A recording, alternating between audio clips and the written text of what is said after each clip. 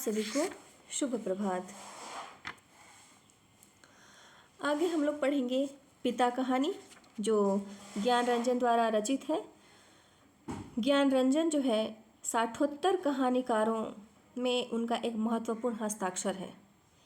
हिंदी की प्रतिष्ठित और बहुचर्चित पत्रिका पहल का विगत 27 वर्षों से संपादन और प्रकाशन करने वाले ज्ञान रंजन हिंदी के प्रसिद्ध लेखक और गांधीवादी रामनाथ सुमन के पुत्र हैं। जो ये कहानी है पिता, तो ज्ञान रंजन की बेहद मशहूर है यह। इसमें वृद्ध विमर्श की एक अविस्मरणीय कहानी है। इस कहानी में पुरातन पीढ़ी के प्रतिनिधि पात्र पिता और नई पीढ़ी के पात्रों मतलब पिता की संतानों के बीच टकराहट, द्वंद्व, किंग कर्तव्य मूढ़ता और विद्रोह भावना को वाणी मिली है। कहानी का नायक पिता पुराने संस्कारों में आबद्ध एक ऐसा व्यक्ति है जो अपने जीवन में किसी प्रकार का परिवर्तन, फिजूल खर्ची इत्यादि नहीं चाहता है। वह पुराने संस्कारों के अनुसार अपना इच्छित जीवन गुजर बसर करना चाहता है और पिता की वह जिंदगी उसकी संतानों को पसंद नहीं। भयंकर गर्मियों के दिनों में पुत्र पिता को पंखे के नीचे सोने को कहते हैं, पर वह जरा भी नहीं सुनते हैं। पिता अपनी जिद के कारण जीवन के अनिवार्य सुविधाओं से भी चिढ़ते हैं। लड़कों द्वारा बाजार से लाई गई बिस्कुट, महंगे फल इत्यादि को पिता नहीं लेते हैं। पुत्र कुछ कहते हैं तो पिता को बेहद नागवार गुजरता है। उनकी करारी जो हिंसात्मक बात है उससे पुत्र न सिर्फ झल्लाते हैं बल्कि अपराधी बन खींच के और हार के उनकी आंखों के सामने एक एक करके खिसक लेते हैं। संतानों को पिता कभी अद्भुत और विचित्र प्राणी लगते हैं, कभी वह ढोंगी, अहंकारी इस तरह से दिखाई देते हैं। इस प्रकार इस कहानी में पुरातन पीढ़ी के प्रति नई पीढ़ी में परंपरागत संस्कारों एवं जीवन पद्धति के प्रति विद्रोह भाव प्रकट हुआ है। अब शुरू करते हैं पिता कहानी। उसने अपने बिस्तरे का अंदाज लेने के लिए मात्र आध पल को बिजली जलाई। बिस्तरे फर्श पर बिछे हुए थे। उसकी स्त्री ने सोते सोते बड़बड़ाया, आ गए, और बच्चे की तरफ करवट लेकर चुप हो गई। लेट जाने पर उसे एक बड़ी डकार आती मालूम पड़ी, लेकिन उसने डकार ली नहीं। उसे लगा कि ऐसा करने से उस चुप्पी में खलल पड़ जाएगा जो चारों तरफ भरी है, और रात काफ़ी हो गए, ऐसा होना उचित नहीं है। कभी घनश्याम नगर के मकानों के लंबे सिलसिलों के किनारे किनारे सवारी गाड़ी धड़धड़ाती हुई गुजरी। थोड़ी देर तक एक बहुत साफ भागता हुआ शोर होता रहा। सर्दियों में जब यह गाड़ी गुजरती है तब लोग एक प्रहर की खांसी नींद ले चुके होते हैं। गर्मियों में 11:30 का कोई विशेष मतलब नहीं होता। यूँ उसके घर में सभी जल्दी सोया करते हैं, जल्दी खाया करते हैं और जल्दी उठा करते हैं। आज बेहद गर्मी है। रास्ते भर उसे जितने लोग मिले उन सब ने उससे गर्म और बेचैन देने वाले मौसम की बात की। कपड़ों की फजीहत हो गई, बदहवासी, चिपचिपाहट और थकान है। अभी जब सवारी गाड़ी शोर करती हुई गुजरी तो उसे ऐसा नहीं लगा कि नींद लगते लगते टूट गई हो, जैसा जाड़ों में प्रायः लगता है, बल्कि यूँ लगा कि अगर सोने की चेष्टा शुरू नहीं की गई तो सचमुच देर हो जाएगी। उसने जम्हाई ली। पंखे की हवा बहुत गर्म थी और वह पुराना होने की वजह से चिढ़ाई सी आवाज़ भी कर रहा है। उसको लगा दूसरे कमरों में भी लोग शायद उसकी तरह जम्हाइयाँ ले रहे होंगे, लेकिन दूसरे कमरों के पंखे पुराने नहीं हैं। उसने सोचा बंद करके अन्य कमरों की हट लेनी चाहिए। उसे कोई बहुत मासूम सी ध्वनि भी 1-1.5 मिनट तक नहीं सुनाई दी जो सन्नाटे में काफ़ी तेज होकर आ सकती हो। तभी पिता की चारपाई बाहर चरमराई। वह किसी आहट से उठे होंगे। उन्होंने डांट कर उस बिल्ली का रोना चुप कराया जो शुरू हो गया था। बिल्ली थोड़ी देर चुप रहकर फिर रोने लगी। अब पिता ने डंडे को गज पर कई बार पटका और उस दिशा की तरफ खदेड़ने वाले ढंग से दौड़े जिधर से रोना आ रहा था, और हट हट चिल्लाए। जब वह घूम फिर कर लौट रहा था तो पिता अपना बिस्तर बाहर लगाकर बैठे थे। कनखी से उसने उन्हें अपनी गंजी से पीठ का पसीना रगड़ते हुए देखा और बचता हुआ वह घर के अंदर दाखिल हो गया। उसे लगा कि पिता को गर्मी की वजह से नींद नहीं आ रही है, लेकिन उसे इस स्थिति से रोष हुआ। सब लोग पिता के साथ अंदर पंखे के नीचे सोने के लिए कहा करते हैं, पर वह जरा भी नहीं सुनते। हमें क्या, भोगें कष्ट। कुछ देर पड़े रहने के बाद वह उठा और उसने उत्सुकतावश खिड़की से झाँका। सड़क की बत्ती छाती पर है। गर्मियों में यह बेहद अखर जाता है। पिता ने कई बार करवटें बदली, फिर शायद चैन की उम्मीद में पार्टी पर बैठ पंखा झलने लगे हैं। पंखे की डंडी से पीठ का वह हिस्सा खुजाते हैं जहाँ हाथ की उंगलियां दिक्कत से पहुँचती हैं। आकाश और दरख्तों की तरफ देखते हैं। रिलीफ पाने के लिए किसी बहुत हल्की उम्मीद में शिकायत उगलते हैं। बड़ी भयंकर गर्मी है, एक पत्ता भी नहीं डोलता। उनका यह वाक्य जो नितांत व्यर्थ है, अभी अभी बीते क्षण में डूब गया। गर्मी बरकरार है और रहेगी, क्योंकि यह जाड़े बरसात का मौसम नहीं है। पिता उठकर घूमने लगते हैं। 1 या 2 बार घर का चक्कर चौकीदारों की तरह हो ओ करके है लगाते हैं, ताकि कोई सेंध वेंध न लग सके। लौटकर थके स्वर में हे ईश्वर कहते हुए उंगली से माथे का पसीना काटकर जमीन पर चुआने लगते हैं, गिराने लगते हैं। पसीना जो है बड़ा गजब है। कमरे की एक दीवार से टिककर बैठ जाने पर वह काफ़ी तनाव में सोचने लगा। अंदर कमरों में पंखों के नीचे घर के सभी दूसरे लोग आराम से पसरे हैं। इस साल जो नया पेडेस्टल खरीदा गया है वह आंगन में दादी अम्मा के लिए लगता है। बिजली का मीटर तेज चल रहा होगा, पैसे खर्च हो रहे हैं, लेकिन पिता की रात कष्ट में ही है। लेकिन गजब यह नहीं है, गजब तो पिता की जिद है। वह दूसरे का आग्रह अनुरोध माने तब ना। पता नहीं क्यों पिता जीवन की अनिवार्य सुविधाओं से भी चिढ़ते हैं। वह झल्लाने लगा। चौक से आते वक्त आने की जगह 3 आने और 3 आने में तैयार होने पर 2 आने में चलने वाले रिक्शे के लिए पिता घंटे घंटे खड़े रहेंगे। धीरे धीरे सबके लिए सुविधाएं जुटाते रहेंगे, लेकिन खुद उसमें नहीं या कम से कम शामिल होंगे। पहले लोग उनकी काफ़ी चिरौरी किया करते थे,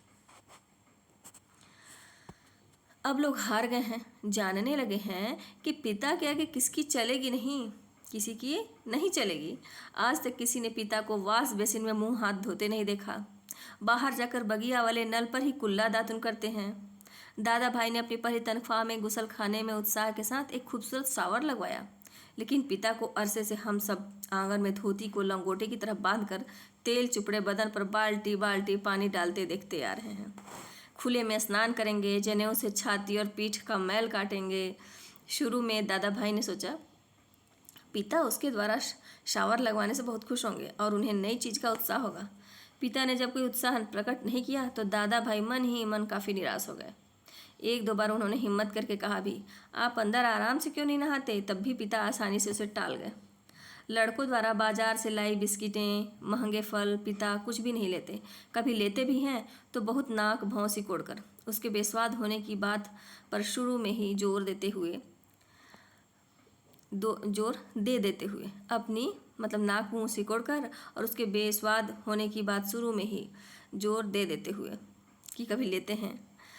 अपनी अमावट गजक और दाल रोटी के अलावा दूसरों द्वारा लाई चीज़ों की श्रेष्ठता से वह कभी प्रभावित नहीं होते।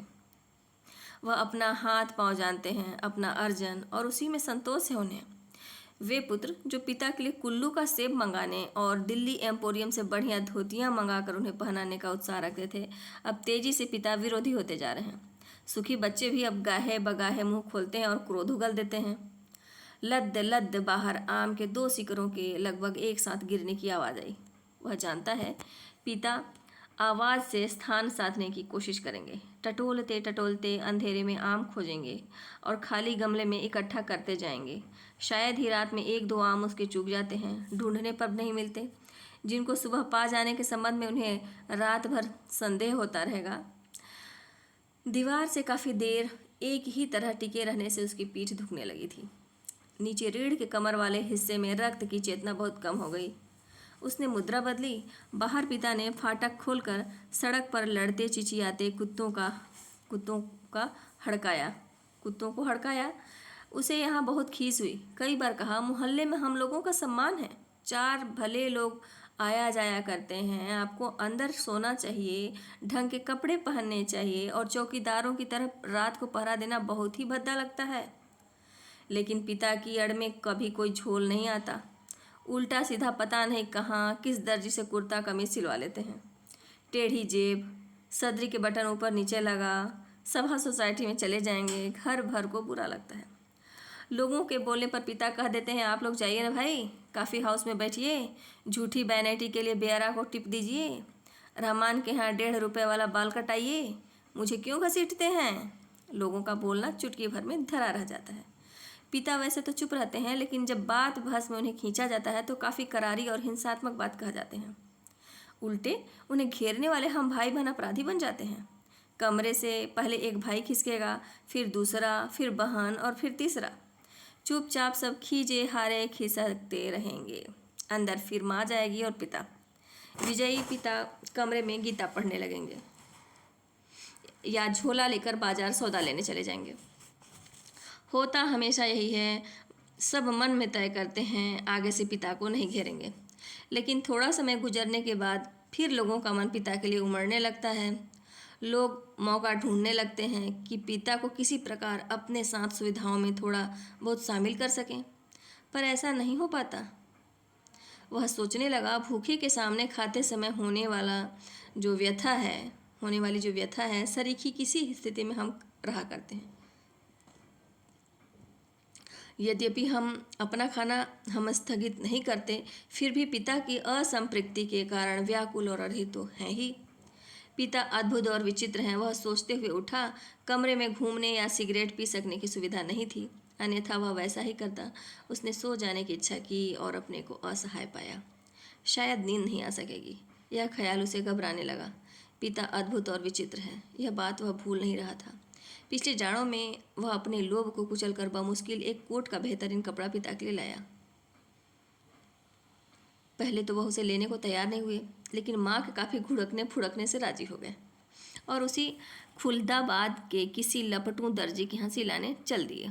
सुधीर ने कहा, कपड़ा कीमती है, चलिए एक अच्छी जगह मैं आपका नाप दिलवा दूँ, वह ठीक सिएगा, मेरा परिचित भी है। इस बात पर पिता ने काफ़ी हिकारत उगली। वह चिढ़ उठे, मैं सबको जानता हूँ, वहीं म्यूनिसिपल मार्केट के छोटे मोटे दर्जियों से काम कराते और अपना लेबल लगा देते हैं। साहब लोग, मैंने कलकत्ते से हाल एंडरसन के सिले कोट पहने हैं अपने ज़माने में, जिनके यहाँ अच्छे खासे यूरोपियन लोग कपड़े सिलवाते थे। यह फैशन वैसन जिसके आगे आप लोग चक्कर लगाया करते हैं, उसके आगे पाँव की धूल है। मुझे व्यर्थ पैसा खर्चा नहीं करना है। कितना परस्पर विरोधी तर्क किया पिता ने। ऐसा वह अपनी जिद को सर्वोपरि रखने के लिए किया करते हैं। फिर सुधीर ने भी कपड़ा छोड़ दिया। जहाँ चाहिए सिलवाइए या भाड़ में झोंकाइए, हमें क्या। वह धीमे धीमे बुदबुदाया। पिता बाहर अकबकाकर उठ पड़े। शायद थोड़ी देर पहले जो आम बगीचे में गिरा था, उसकी आवाज़ जैसे अब सुनाई पड़ी हो। वह खिड़की के बाहर देखने लगा। किंचित टिका टिका सा, पीठ के पसीने से बनियान चिपक गई थी। बेहद घुटती हुई गर्मी, मन उसका मथा जाता था। बीवी पड़ी आराम से सो रही है, इसे कुछ पता नहीं। शायद पिता की खाट खाली थी, वह गिरा आम टटोलने के लिए बगिया में घुसे होंगे। पिता कितने विचित्र हैं। लंबे समय से वह केवल 2 ही ग्रंथ पढ़ते आ रहे हैं, यंत्रवत नियमवत, रामायण और गीता। लंबे 35 वर्षों तक अखंड केवल रामायण और गीता। उसके पहले युवा काल में जितना कुछ पढ़ा उन्होंने, उसे कभी भयावह, कभी सम्मानजनक और कभी झूठ लगता। यह देख सोचकर कि कोई व्यक्ति केवल 2 पुस्तकों में जिंदगी के 35 वर्ष काट सकता है, और कैसे काट लेता है। तभी उसका बच्चा कुनमुनाकर रोने लगा। उसने तपाक से खिड़की छोड़ी और बिस्तर पर झूठ मूठ सो गया। ऐसा न हो कि देवा बच्चे के रोने से उठ पड़े और उसे संदिग्ध अवस्था में देख बहुत से बेकार प्रश्नों द्वारा हलकान करना शुरू कर दे। देवा बच्चे के मुंह में स्तन दे पहले ही सी बेखबर हो गई। वह खुद बिस्तर पर सोता मालूम पड़कर भी जागता रहा। स्तन चूसने की चप चप आवाज़ आती रही और थोड़ी देर बाद बंद हो गई। उसने तय किया कि वह देवा के बारे में कुछ सोचे अथवा उसके शरीर को छूता रहे। उसने देवा के कूल्हे पर हाथ रख दिया, लेकिन उसने तनिक भी उत्तेजना अपने अंदर महसूस नहीं की। उसने थोड़ी देर उत्तेजना की प्रतीक्षा की। अपनी इस हरकत से ऊब होने लगी और मन भी लांछित करने लगा। बाहर पिता सो या जाग रहे हैं, जैसा भी वह बड़े ज़बरदस्त हैं इस समय। बाहर रहकर बाहरी होते जा रहे हैं। घर के अंदरूनी हिस्सों में लोग आराम से या कम आराम से किसी तरह सो तो गए होंगे। यह विषादग्रस्त हुआ और अनुभव करने लगा, हमारे समाज में बड़े बूढ़े लोग जैसे बहू बेटियों के निजी जीवन को स्वच्छंद रहने देने के लिए अपना अधिकांश समय बाहर व्यतीत किया करते हैं। क्या पिता ने भी वैसा ही करना तो शुरू नहीं किया है? उसने पिता के बूढ़ेपन का ख्याल आने पर उसे सिहरन हुई। फिर उसने दृढ़ता से सोचा, पिता अभी बूढ़े नहीं हुए हैं, उन्हें प्रति क्षण हमारे साथ साथ जीवित रहना चाहिए। भरसक पुरानी जीवन व्यवस्था कितनी कठोर थी। उसके मस्तिष्क में एक भिंचाव आ गया। विषाद सर्वोपरि था। उसे आंखों में हल्का जल लगने लगा। अगर कोई शीत युद्ध न हो तो पिता और पुत्रों के बीच, तो वह उन्हें जबरन खींच के नीचे लाकर सुला देता। लेकिन उसे लगा कि उसका युवापन एक प्रतिष्ठा की जीत कहीं चुराए बैठा है। वह इस प्रतिष्ठा के आगे कभी बहुत मजबूर, कभी कमज़ोर हो जाता है और उसे भुगत भी रहा है। दरअसल उसका जी अक्सर चिल्ला उठने को हुआ है। पिता, तुम हमारा निषेध करते हो, तुम ढोंगी हो, अहंकारी, वज्र अहंकारी। लेकिन वह कभी चिल्लाया नहीं। उसका चिल्ला सकना मुमकिन भी नहीं था। वह अनुभव करता था उसके सामने जिंदगी पड़ी है और पिता इस तरह चिल्लाने में उसका नुकसान हो सकता है। उसको लगा पिता लगातार विजयी हैं, कठोर हैं तो क्या, उन्होंने पुत्रों के सामने अपने को कभी पसारा नहीं। लगता है दीवारों पर भी पसीना चुहचुहाया है। खुद को छुरा भोंक देने या दीवार पर सिर पटकने या सोती बीवी के साथ पाशविक हो जाने का ढोंग सोचने के बाद भी गर्मी की बेचैनी नहीं कटी। उसने ईश्वर को बुदबुदाना चाहा, लेकिन वैसा नहीं किया। केवल हल्के हल्के हाथ के पंजों से सिर के बालों को दबोचकर वह रह गया। मौसम की गर्मी से कहीं अधिक प्रबल पिता है। उसके सामने एक घटना मजबूती से टंग गई। उसने घटना को मन में दोहराया। वायुसेना में नौकरी करने वाला उसका कप्तान भाई बहन की यूनिवर्सिटी के खर्चे के लिए 10 वर्ष तक 50 रुपये महीना भेजता रहा था। एक बार अकस्मात कप्तान भाई होली अवकाश मनाने घर आ गया। पिता ने उसके हाथ में उसके नाम की 1200 रुपये वाली एक पासबुक थमा दी। सबको यह बड़ा आकस्मिक लगा। कप्तान भाई को हैरत हुई और हल्की खुशी भी कि एकाएक काफ़ी रुपए मिल गए, लेकिन इस बात से उसे दुख और पराजय का भान भी हुआ। उसने अपने को छोटा महसूस किया। 2 वर्ष तक बहन के लिए उसने जो थोड़ा बहुत किया वह सब एक पल में घटकर नगण्य हो गया। फिर भी वह अनुभव कर रहा था, कप्तान भाई ज़्यादा सोचते नहीं, खिलाड़ी तबीयत के हैं, यान की तरह चुटकी में धरती छोड़ देते हैं। कितने मस्त हैं कप्तान भाई। उसे लगा पिता एक बुलंद भीमकाय दरवाजे की तरह खड़े हैं, जिससे टकरा टकरा कर हम सब निहायत पिद्दी और दयनीय होते जा रहे हैं। इस घटना को याद करके पिता के प्रति खिन्न हो जाने पर भी उसने चाहा कि वह खिड़की से पिता को अंदर आकर सोए रहने के लिए, लेकिन वह ऐसा नहीं कर सका। वह असंतोष और सहानुभूति दोनों के बीच असंतुलित भटकता रहा। न लोको शेड से उठती इंजनों की शटिंग ध्वनि, न कंक्रीट की ग्रैंड ट्रंक पर से होकर आती हुई धूमनगंज की ओर एक इक्के दुक्के लौटते इक्को के घोड़ों की टापें, न झगड़ते कुत्तों की भौंक भांक। बस कहीं उल्लू एक गति, एक वजन और विभत्सता में बोल रहा है। रात्रि में शहर का आवाज़ कुछ पलों के लिए मर सा गया। उसको उम्मीद हुई कि किसी भी समय दूर या पास से कोई आवाज़ अकस्मात उठ जाएगी, घड़ी टनटना जाएगी या किसी दौड़ती हुई ट्रक का तेज लंबा हॉर्न बज उठेगा और शहर का मरा हुआ आभास पुनः जीवित हो जाएगा। पूरा शहर कभी नहीं सोता या मरता। बहुत से सोते हुए जान पड़ने वाले भी संक्षिप्त ध्वनियों के साथ या लगभग ध्वनिहीनता के बीच जगे होते हैं। रात काफ़ी बीत चुकी है और इस समय यह सब सिवाय सोने के कितना निरर्थक है। यह सब सोचना सिवाय सोने के कितना निरर्थक है। शायद पिता औंध गए हैं।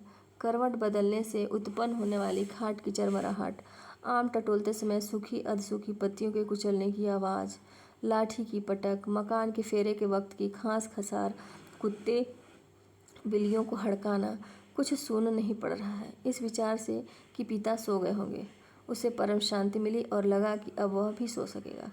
शीघ्र नींद के लिए उसने टकटकी बांधकर पंखे की तरफ देखना शुरू किया।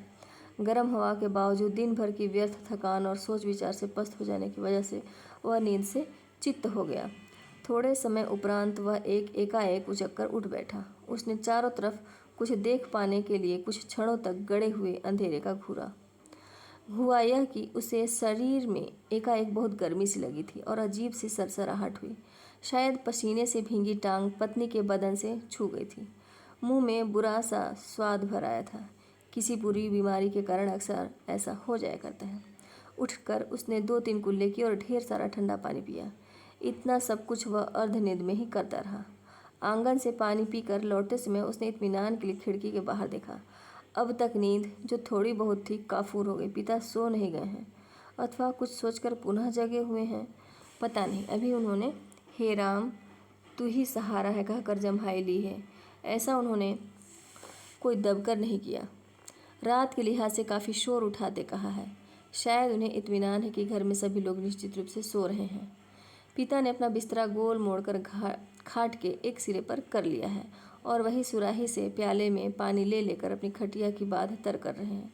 सुराही से घाट तक और घाट से सुराही तक बार बार आते जाते हैं। बहुत बार ऐसा करने पर घाट का बांध तर चुका है, तर हुआ है, भीग गया है एक तरह से। इसके बाद उन्होंने पानी पिया और पुनः एक बड़ी आवाज़दार जम्हाई के साथ लिपटे हुए बिस्तर का सिरहाना बना निखरी खटिया पर लेट गए। तड़का होने में पता है नहीं कितनी देर थी। थोड़ी देर बाद पंखा जमीन पर गिराकर उनका दायां हाथ खटिया की पाटी से झूलने लगा। चारों तरफ धूमिल चांदनी फैलने लगी है। सुबह जो दूर है कि भ्रम में पश्चिम से पूर्व की ओर कौवे काँव काँव करके उड़ते रहे। वह खिड़की से हटकर बिस्तरे पर आया।